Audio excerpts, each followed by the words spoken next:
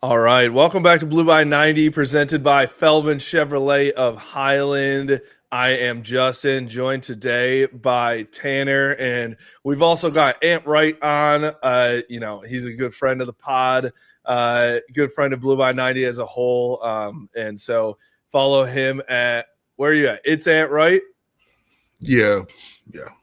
It's Ant Wright. Ant, appreciate you coming on, bro. I know it's been a minute since you've been on last, but we've got some hoops to talk about. I know it's May, but it's a good thing when you've got hoops to talk about in May, right? Yeah, definitely, man. Absolutely. Usually we're like seeing who left, right? Right. Like how many times has a guy like him came back or like said, "Hey, I'm going to go to Michigan, not the NBA." Just right. This is a new territory for Michigan fans for sure. Yeah, and I think just in general too, you're obviously talking about Yaxel Lendeborg, who this week withdrew from the NBA draft and is going to play for Dusty May in Michigan this year. But just in general, obviously NIL has changed everything with this whole NBA draft process, right? There are guys like a Yaxel, like a lot of other guys who are like they're first round prospects that are deciding against you doing that. I mean, could you ever imagine? You obviously, you played high level college basketball at Michigan. Like, could you ever imagine, like, hey, you've got this chance to go first round in the NBA, and you're like, actually, I'm going to hold out for a second.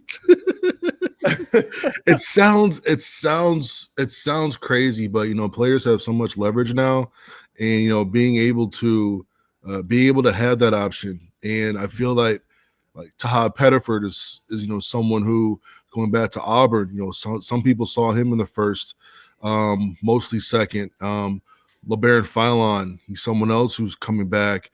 Nate Biddle is going back to Oregon when he had really perfect comp to one of the Lopez twins, where you could rim protect and shoot threes, and he was probably going to get a guaranteed contract somewhere in the second round as well. And when you're seeing these guys come back, and then like I'm in a draft chat with varying levels of people, like some of like the higher level ones who are very mainstream, some are very low stream but very good at what they do. A lot of stat guys, a lot of eye test guys, a lot of just boots on the ground evaluators looking at these players. A lot of guys came back yesterday and the day before, even like Yannick Conan Niederhauser for Penn State, and there was no reaction like the one for Yaxel, because so many people had him top 25, top 20. Well, and everything too, sorry to interrupt you, but everything too that was leading up to it in the last like 2 weeks, I would say, was like, okay, he had a great combine, all these guys, like these NBA teams like him. Like it seemed like everything was trending that way too. He blew it out the water, man. Like he blew it out the water when you're looking at what he did for himself in the NBA draft process, whether it is the way that he was moving up just with his story is that, yeah, he's older, but he's very young basketball wise. Like he really didn't start playing until a few years ago. Then you're looking at what he did at the like 6'8.5" without shoes. That is a very good measurement. 7'4" wingspan. That is an elite measurement. So you're looking at someone who is 6'9", 6'10" on a basketball court with that type of wingspan. There's a reason why he was two-time defensive player of the year in the American Athletic. And this is someone who has just gotten better and better and better every single year. And, that's why I'm kind of excited about this, is because this isn't a made or finished product. And I'm really excited to see what he's like when he's playing around much better players and not having to just carry these players to like wins. And that's another thing. Like he's a winner, right? It's not like he was stacking all these numbers and his team was like, like 12 and 22 or something like that. Like, no, they were competing for a championship. They were competing for the NCAA tournament berth, and it was him. He was carrying them in pretty much every category, and that's why he's the number one portal person. One of the guys in the NBA draft chat who constantly constant chatter about where he would go, whether it's mid first, late first. Can he get a steal like early second? And guys are like, he will never get that far. So it's still unreal because I thought it was a done deal. Like the whole draft process, it was like, okay, I'm 50-50.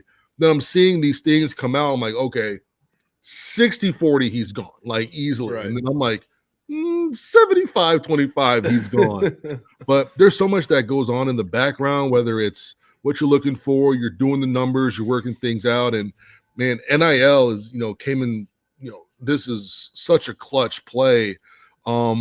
Using that to say, hey, look, even if you go late first, I mean, you're going to get twice as much this year. And then you may be able to earn yourself a little bit more money next year in 2026.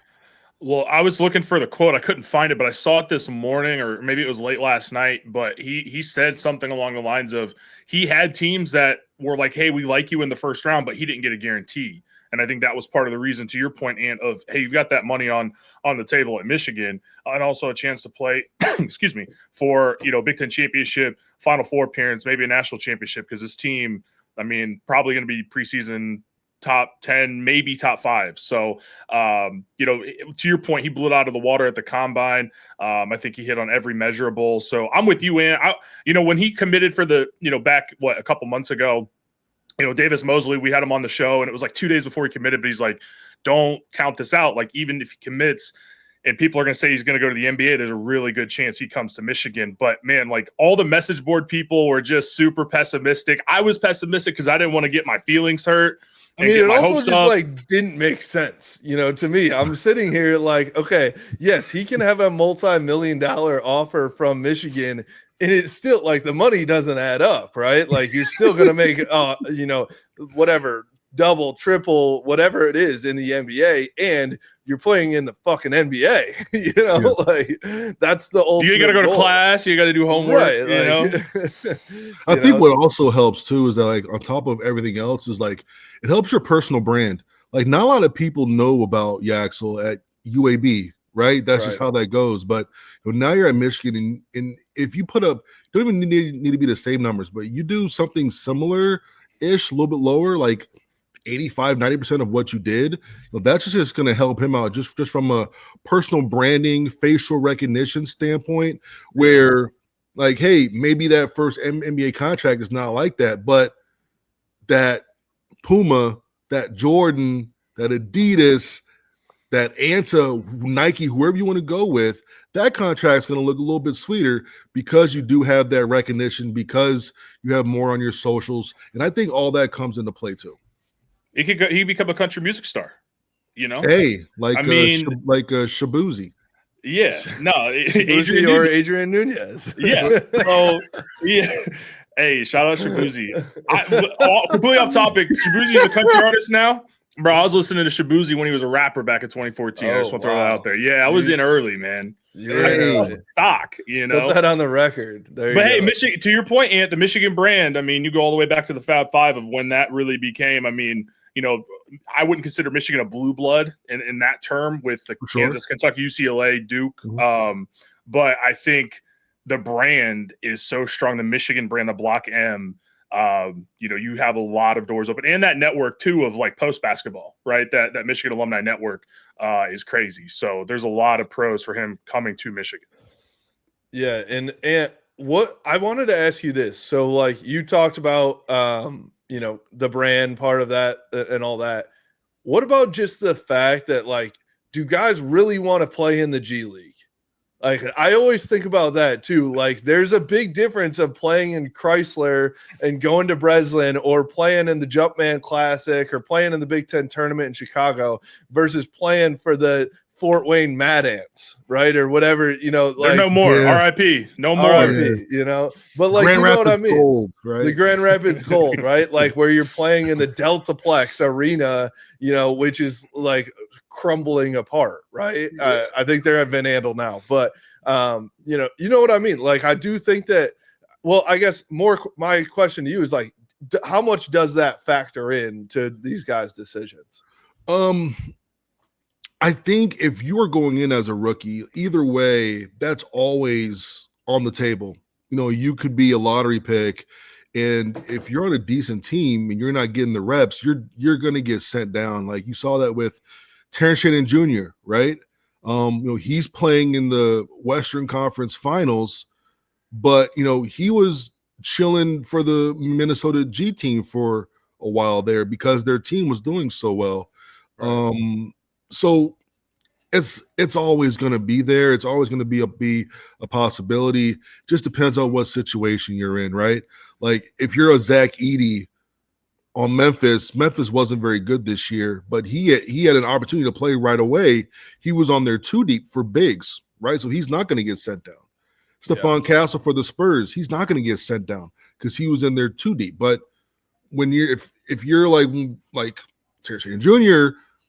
and you're sitting there behind Anthony Edwards and you're sitting there behind Jaden McDaniels and all these guys, and they still want you to get reps, it's not like the front office thinks less of you, but that's not great, doing all the G League stuff, and then you got to go work out, and then you got to go to the NBA game and then sit there. Then you got to fly back out to like Des Moines or somewhere like random and play a G League game. And then, oh no, they want you over in Golden State to be ready. You got to dress out there. And like, you're always going to be busy no matter what. Of course, they are spending and investing millions of dollars into you to make sure you are ready when your number's called. But yeah, like there is a sense, I won't say they don't want to do that, but you know what? When you're in college, you're not a grown-up yet, And a lot of times, like, hey, when you leave this, you'll never have this back. Right? There's no more chilling with your boys and going out and just hanging with no real responsibility outside of do your work and hoop, right? Like you'll never have that again, right? So I think there is something to be said there where like mentally and maturity wise, you're just like, you know what? Let me do one more year. And I think that's been in play too. Yeah, I think, there's a lot of factors there. I just always think about that from just a simple quality of life. It's like, dude, I either get to live in Ann Arbor and go to Skeeps on Tuesday nights and hang with my boys and chase girls around and do whatever, or I'm in Des Moines, Iowa in a hotel room by myself, right? Like there's a very vast difference there. But I want to talk about what this means for Michigan now. I think, everybody's pretty clear this obviously elevates Michigan. But the question to me is how much, right? I think, you see obviously what Yaxel can do on the floor, different than Danny Wolf, but similar in like what, just being versatile, right? Like they can do a lot of different things. But from your perspective, where does this push Michigan to? Is it to, Sweet 16, Elite 8, Final Four? Where are we at with Michigan now going into this season? Yeah, so like this has been a rule for over 70 years now. Every single national champion has had a top 30 draft pick on the roster. Wow. If you look back, every single one. So Michigan has that. So in my opinion, ceiling is a national championship for sure. I would say floor is like bubble team, similar to like Indiana last year, where maybe the pieces are there, but takes a while to glue and get together because chemistry is a real thing, right? Not every team is going to be gelling, like up here, and sometimes it takes longer than others. And you see a team like Kansas State come together, and you saw how that went. You see a team like Kentucky come together, and I thought that they overachieved because they really bought into their system with each other. It was more about, hey, let's win games rather than, hey, I got my bag, I'm just here for a good time. So I think, those are the two those are the extreme examples. But, the teams, like if you look at the like Elite 8 and you're looking at the rosters, I believe that there was I saw this little graph come out of like the remaining Sweet 16 teams, and the school where they started from, it looked like a damn collage, right? And those are the top teams, right? Like I think that's what's teams, always interesting to me is guys transferring from good teams to other good teams. It's not just like a Yaxel transferring from UAB to a Sweet 16 team. Right. So like you have some that came from Tennessee, they're at Alabama, or like they're at all these places. And it's all about chemistry. And I think continuity helps big time too. Namari being there is great. Roddy Gale, I know he's polarizing, but him coming back for year 2 is great. Cheese is back. He's gonna graduate from Michigan, which is like get that man a pension, bro. I'm telling you, seriously, get that man a pension. Yes. He comes back. LJ Kaysen, who I think is bound to have a step up this year, he comes back. So having those guys continuity wise to really connect the dots between the coaches and the newcomers, I think also is a huge thing too. But like not everybody could be Purdue where we're like, do we want to transfer this year? I don't know, maybe. Like not everybody has that luxury of guys just like you know what, I don't want to go anywhere. I don't want to leave, So I think Purdue and Michigan State have been the best teams in terms of continuity and roster. I mean, you have Painter and Izzo, right? Like it doesn't get much better than that.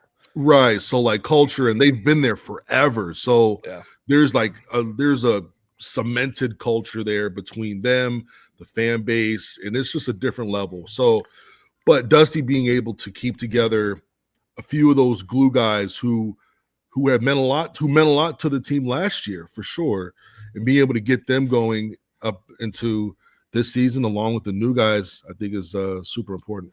Well, I was going to say on that graphic you mentioned, I think the 2 teams that I remember having a majority of their guys with their logo was Michigan State and Purdue. Like I think that was the 2 that I remember from the tournament teams. Otherwise, it was just a hodgepodge of some of the logos. I couldn't even tell you what school they were, to be honest with you. Right.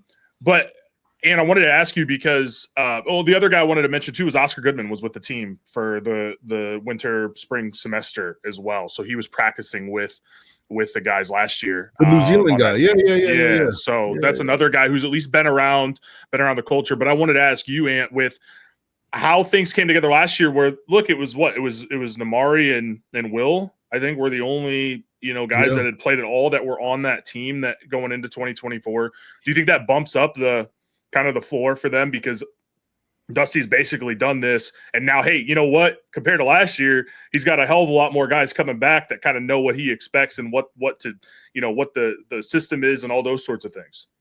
I mean, I think it helps, but like at the same time, I think that Michigan went through a lot of growing pains throughout the year too. Yeah. And I think it helped with Danny being as good as he was. One, Vlad flipping a switch in that Virginia Tech Xavier tournament where things just turned on. And it was like he missed every puppy, every layup before that, and then he just decided that tournament he's never gonna miss again, except for some of those dunks that he missed. But that's okay. Yeah, right. But I've never seen all these dunks. Yeah, so like he flipped the switch, and I'm just like, because like people were like, should Vlad be starting? Like, why is he at Michigan? And I'm like, relax, calm down, let him get his feet wet. I don't know what's going on, but we'll see. But I don't know if he talked to someone. I don't know what happened, but I mean, him flipping a switch, Danny Wolf being as good as he was. Not only that, but Dusty allowing Danny to be that good, right? A lot of guys, he turned the ball over a shit ton, right? We all know. Yeah, he turned the ball over a lot, but it's like you gotta, just let the lion loose, bro. Just look, I know you're going to F it up sometimes, but I know you're going to bring home a few gazelles, right? Yep. And I think he was the difference in a lot of these 4-point or less wins, right? Sometimes it comes down to, do you have a pro on your team to lead you to victory? And they had a pro, right? And that's just what happens when you're one possession game 16, 17 times in a year. You got you got Danny. You got a 7-footer. You have a point guard. Give him the ball and clear out. Figure it out like that. But yeah, man. I mean, I think that Dusty still has a lot to figure out, I think, in terms of like in-game coaching. And especially, that is difficult when you have a brand new lineup almost every year, right? And he's had, he obviously had a brand new lineup this year because it was his first year. It's also he's just figuring it out. He hasn't coached at this level in the Big Ten yet, right? So, that's going to take years and years to get to be a Painter or an Izzo or somebody where it's like, okay, the ins and outs of how a game goes and all that. But I mean, just evaluating where Dusty's at right now, like it's hard for me to say that he's not just absolutely crushing it. So like, I mean, you're sitting here with a Big Ten tournament championship, a solid NCAA tournament run. After the worst season ever. After the worst season in the history of the program, where no slight against the players that were playing, but like we had guys in the rotation in 2023 that had no business playing Big Ten basketball. I'm just gonna say it. Like that's just the reality, And it was definitely rough. It was rough. It was rough. And so for that turnaround of getting here and making this team a contender right away. And then in year 2, it's not like, all right, this is going to take 3-4 years. It's like in year 2, all of a sudden we're talking the ceiling is a national championship. This is not like, hey, it's going to take a minute. And obviously the portal makes that a very different situation than what it was, 5 years ago. But you look at even, from my perspective too, the NIL situation, like that's an off-court, thing, but he took the NIL situation from abysmal to top of the country in literally a year. So just from your perspective, where do you have Dusty May at, in terms of Big Ten coaches in the country? Like, is he at the top already, or does he have some room to grow still? I always say there's room to grow. I think the best coaches are the ones who learn, who continue to mold their games. I think like a good example is like Matt Painter last year, right? He loses Daniel Jacobson, 7'3", 7'4", shot blocker, like really good player, was with Team USA, loses him. So he has zero rim protection, none the entire year. And they switched defensive schemes like several times just to figure some things out. And they overachieved, I believe, this year. When you're looking at Dusty, I felt in the first half of the year, he kind of let Michigan play through a lot of mistakes where I think that he could have put his hands on the game a little bit more by calling some timeouts, selling them down, calling some sets. And we saw that more in the second half, where I think the timeout against Penn State saved that game. I mean, They were down 5 with like 2 minutes and some change left, and they finished that game on a 9-0 run, and they win by 4. I think that he got better throughout the year, and I think that's the one part that is going to stick with me till year 2, is that he got better throughout, and now he has 6 months to kind of look back at that, like, okay, what can I improve on now so we're at that next level right away, and then how can we get better throughout again and get better from the beginning, not like, in the middle of the year. But absolutely, like, great job. And like the NIL and like portal have kind of changed the game in terms of how many years it should take to get back, right? Like before it was like, okay, we have to give them like 3 years to kind of figure it out, like you said. But like now it's like you could get it right in a year or two. Look at Pat Kelsey at Louisville, right? They might win the ACC next year. And they were the worst team in America. Right? Like they were like, weren't they a single win team as well? Like they were so bad back-to-back years. Like that was the worst. They were the worst Power 5 team. Like them in Georgetown. I think they were worse than Georgetown. They were really, really bad. Yeah, but you can flip this thing very, very fast, and he's putting on a clinic on like how to do it. For sure. Tanner, you got anything on that? Oh man, I think I'm excited for this year. I'm excited. Yeah, no, I'm ready. I'm ready. I'm excited. He's done a great job. Obviously, year one, year two. I mean, the potential is even higher for this team and program. I kind of joked to people last year, especially at the beginning of the year when like we went out and played well early. I was like, you kind of don't want to set the standard so high so quickly, right? Like, then all of a sudden it's like, year one, you're winning the Big Ten tournament. It's like, okay, now, and this is Michigan fans to a T. It's like, dude, if you don't go win the Big Ten tournament, like you're ass, like you're taking a step back. That might be just college sports fans and sports fans in general, right? But hanging a banner is insane. After that 23-24 year, think about how that went. No point guard, and then the point guard got suspended for road games. Like, what a cluster! And like the coach is fighting the everyone, the strength coach, he's fighting other coaches, his own coaches. Oh man, to go from that to hanging a banner the next year is such.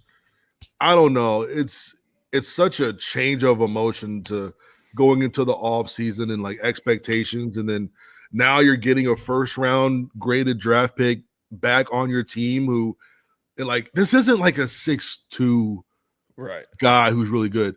No, this is like a 6'9", 6'10", do everything, 240-pound point forward, high level defender, high level rebounder. I mean, when you compare him to Danny, it's obviously, again, they're different body types, right? I feel like Danny was never going to just like muscle somebody up, right, for the most part. But that's what Yaxel is going to do, right? Like, I feel like he's going to be able to handle the ball, but he's also he can pound it down low if he needs to as well. Yes, he can go down low. He can go from mid range. He can shoot threes. He can play defense. Like, I mean, there's nothing really that I'm like, okay, he probably can't do that. Right. Like, he's shooting threes off the dribble. I don't know, man. I can't wait to see what Dusty does with him. And I don't know how much UAB gave Yaxel a leash, but I know Dusty doesn't have a leash for some guys. It's like, yo, if you could do it, just go, just do it. I feel like we're gonna see him just take over games at times because Dusty's gonna be like, hey, he's gonna roll out the ball and be like, you do whatever you need to do here, And him surrounded by talent, I can't iterate that enough, bro. Like, he's gonna have people around him who know what to do, and we haven't even talked about Trey McKinney yet. People are kind of forgetting about Trey McKinney. Like, I literally went through I put out a little like depth chart projection for this year after Yaxel ended up, staying and withdrawing from the draft. I'm like, Trey McKinney's not even like being talked about, but because you have Cato, you have LJ, right, who obviously had the experience, but like I was going back and looking, like, Trey McKinney's huge. He's a huge point guard, shooting guard, and can do it all. Like, there's a good chance that he just like takes over as a starting guard, right? I mean, yeah. And then LJ, I mean, there's so many weapons that he can use. I'm glad that I'm not the one making these decisions because Elliot Cadeau is super important. And people talk about him and Trey Donaldson being similar. Like, outside of being light-skinned and having bushy hair, they are so opposite. They're not the same at all. So Elliot Cadeau is like a real point guard. Like, he is a pass-first point guard. He wants to run the team. Like, that's what he wants to do, right? Then you have LJ. I just feel a year two explosion from him. Then you got Trey McKinney coming in, who is going to be – he should be very, very good. Then you have to work out minutes for Namari and Roddy. And then that's not even counting – man, it's just so many. I mean, there's just so many dudes. Morris Johnson, right? Like Morris and Ede Mara. Like, oh my gosh, Ede Mara is oh my gosh, he's 7'4". Like, we had huge. 7 foot guys last year, and we're upgrading in height at our center, right? So, like, that's so crazy. Tall. He's so tall. I mean, Here's the last thing I'll say about this. I want to talk about the EA Sports cover with Bryce Underwood in a second, but I want to hear your thoughts on this. As I am a little bit of an Izzo hater. I'm an Izzo respecter, but an Izzo hater as a Michigan guy. I think that's pretty normal, right? And I just don't want to do what Izzo did last year, where he played like 15 guys in a game. It's like nobody can even get in a rhythm. Like that would be my one worry about being as deep as Michigan is this year. Yeah, it's tough, and it's like depth isn't always a good thing, right? You can be too deep where like nobody's in rhythm. Who said that? The new Iowa coach said something about that when he was in the tournament. He was like, "Hey, how you feel about the depth?" And I'm like, the guy goes, depth is overrated. Like, you want me to just sub guys out who are hot? Like, right. What are you talking about? So it's great when guys get hurt. That's like, that to or stay foul healthy. Foul trouble and stay healthy. That's when it's amazing, obviously. But like, to your point, there were times when Izzo subbing Jace Richardson out, and I'm like, dude, he just hit 3 threes. Like, what are you doing? Obviously, Tom Izzo knows a hell of a lot more than I do, and this is me watching from the couch eating a bag of chips. But I do think that there's a little bit of balance there. Yeah, and it's like, man, the front court. I'm really excited about. I think defensively, they're going to be mother effers. I think they're going to be so good defensively. I think they're going to be I think they could be the best rebounding team in the league, and that's with Buzz Williams at Maryland now, with Pharrell Payne. Pharrell Payne's a mother effer too, but I think Michigan could be the best rebounding team between Morez and Yaxel. Try to get an offensive rebound. Like, it's just not going to happen. Do you think there's a chance that Yaxel, Morez, and Mara are on the floor all at the same time?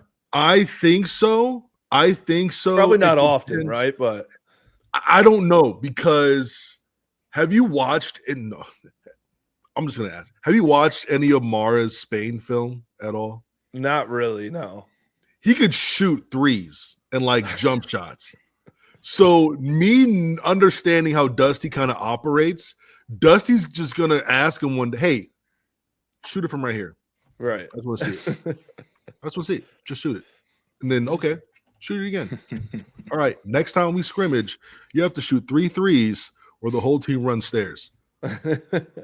Or something silly like that, right? So nothing like that's kind of really appealing if you're a transfer and you're like, that's why Yaxel, that's why all these guys are choosing to play for Dusty, right? Ade Mara is choosing because, wait, you let Vlad Golden kind of do what he wants to do?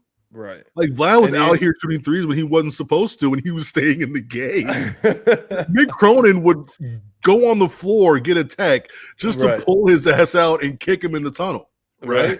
Like, that would never happen. So they just see the free flow, bro. They just see it. Yaxel see it, what Danny Wolf did was a backup center in the Ivy to being a point forward in this offense. I mean, it's very, very appealing.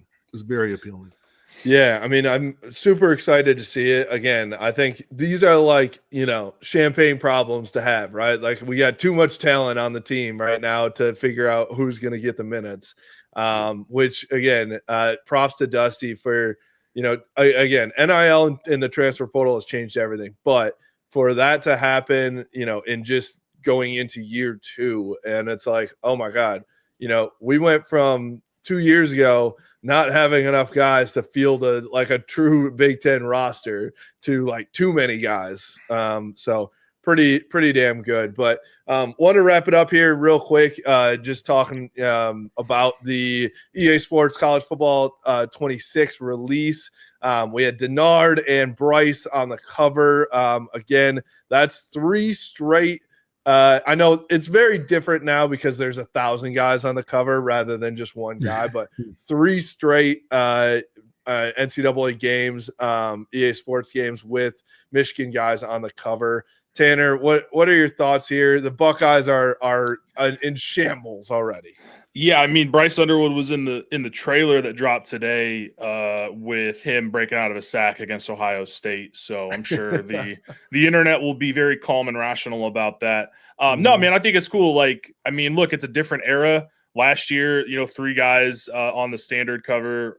Obviously, Donovan Edwards was on it, and then there was a bunch of guys on the deluxe. Same with this year. So it's a lot different. It would be a lot different if Bryce was like the solo standalone guy on the cover. But like, if you don't understand why he's on the cover, we talked about the brand, the Block M, what it means across football, basketball, hockey, all these sports at Michigan. It carries a lot of weight. And so, look, EA Sports, yeah, you could, sit there and say, oh, the creative directors of Michigan grad or whatever nonsense they spew. But, like, look, Ohio State players have been on the cover.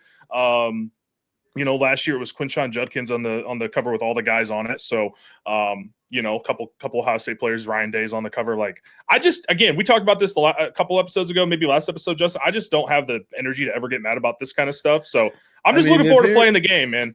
If you're super angry about this stuff, like, I need you to go outside once again. Just please go. Or just play the game, man. Or just play the game. They got high school in there. You can relive the glory days. Here's the reality of what happens. When you get the game, you open it up, you open the game up, and guess what? You can go in there and choose any team you want. You don't have to play with Michigan. You don't have to play with Bryce Underwood. You can do whatever you want. If you think that Michigan when the brand of Michigan has the number 1 recruit in the nation, that was all the talk about his recruitment, he's not going to be on the cover as a quarterback. Like, you're crazy. So it is what it is. I'm laughing at everybody who's mad about it. If you're mad online about this, like, you need to reevaluate things. Well, the one thing, last thing I'll say about it that I'm excited. So, they kind of hinted at, Road to Glory having high school, which it used to have back in the day. Now they have you have the hats. So, like, can I have like a mini game where it's like right click to troll Illinois or something? Right. You know what I mean? You fake out the put hat. The hat on, throw it away. Yeah. So I'm wondering if there's going to be anything like that. Other thing too is that, thank God, I don't know how much you guys played it, but the theme song was so repetitive, and it was those snare drums. Yes. They're gonna have fight songs and then like marching band versions of actual like songs that are popular today. So thank God, because my ears are sick of hearing those snare drums. I thought it was Nick Cannon in the game, man, just drum lines. So we're done with that. Only about a month and a half of playing 25 until the new one comes out. Yeah, it will be incredible to be able to throw just deep balls with Bryce Underwood. Like, yeah. I mean, having him on there, he might even, again, we don't know what he's actually going to be like on the field as a real human being yet, obviously. But from a video game perspective, he's a 6'5", really fast guy that can throw it 70 yards. Like, hey, man, that's the creative player that you want to play with on a video game. And if you're good enough, like I've had Davis Warren throw 45 touchdowns before. That's my guy. You know what I mean? I've had Alex Orji look like Peyton Manning out there, accurate, throwing the ball. Exactly. So oh man. Trevor McHugh had a hilarious tweet though about that. He said that he was like, you can't see it, but under the EA Sports logo, Jack Sawyer's complaining about the Michigan flag at half.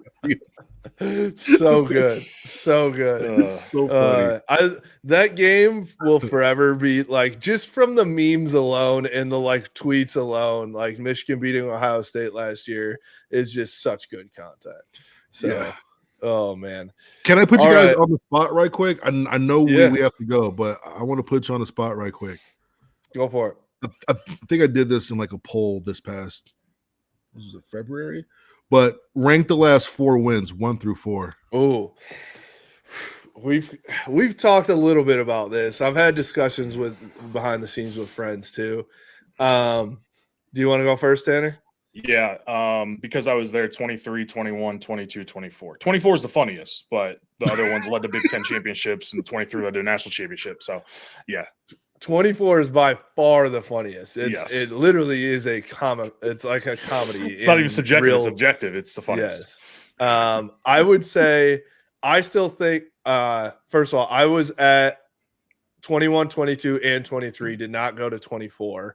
I still think 21 is the best for me. It's just like the beginning of it all, right? And like, you know, the snow globe on the field in the fourth quarter and like all of it, just like the energy in the building was incredible.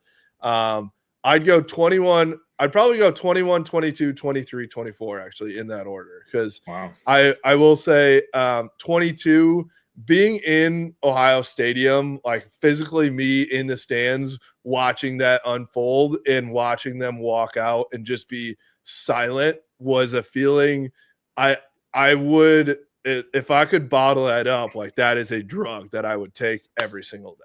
Literally. With no quorum, right? No quorum. With no quorum. Like he had just gotten hurt the year or the game before. You know, we all thought like, oh shit, how are we going to do this? We haven't won in Columbus since the year 2000, right? It was like over 2 decades since we had done it.